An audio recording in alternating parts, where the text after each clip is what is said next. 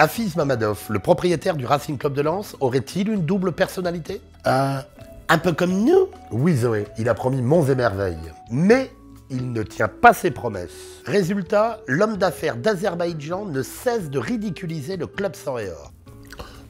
C'est où Azerbaïdjan? C'est une ancienne république soviétique qui regorge de gaz et de pétrole, Zoé. Une petite dictature située dans le Caucase. Le coco quoi? Laisse tomber, c'est loin d'ici. Ah, j'ai compris. En juin dernier, Mamadov s'était engagé à verser 4 millions d'euros sur les comptes du club afin de recruter des joueurs. Seulement voilà, depuis, plus de son, plus d'images. Ainsi, en fin de semaine dernière, le club a reçu 1,5 million d'euros, mais c'est insuffisant pour sortir de l'imbroglio dans lequel le RCL patauge.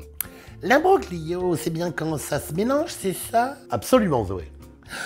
Ah, j'adore quand ça se mélange dans tous les sens.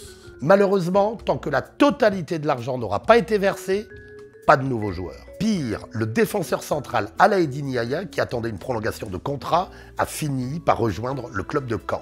Ah bah lui, il a compris, il a fait chauffe qui peut.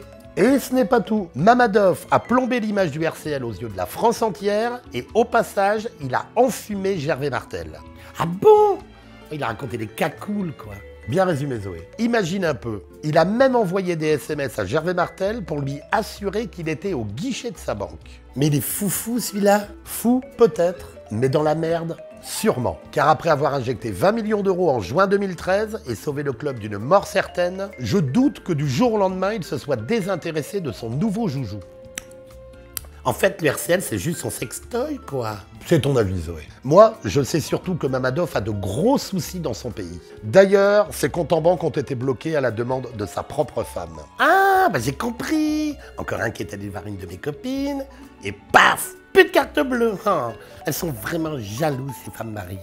Eh oui. D'autant que la sienne est la cousine de l'épouse du président Aliyev, le dictateur local.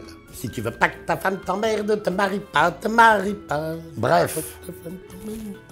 En tout cas, cette situation provoque des fantasmes. Les supporters, certains journalistes et les hommes politiques rivalisent d'imagination. Oh là là, c'est politique. J'en croise souvent chez mon copain Dodo la Saumure.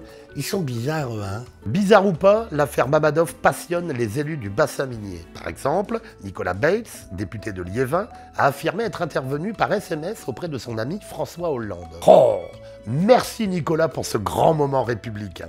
On dirait presque du Valérie Trierweiler. Pour sa part, Guy Delcourt, l'ancien maire de Lens, a carrément dénoncé un complot contre Gervais Martel. Merci aussi, monsieur le député Delcourt, pour vos analyses toujours très pointues sur le RCL. En fait, Guy Delcourt qui parle football. C'est un peu Zoé qui deviendrait première dame.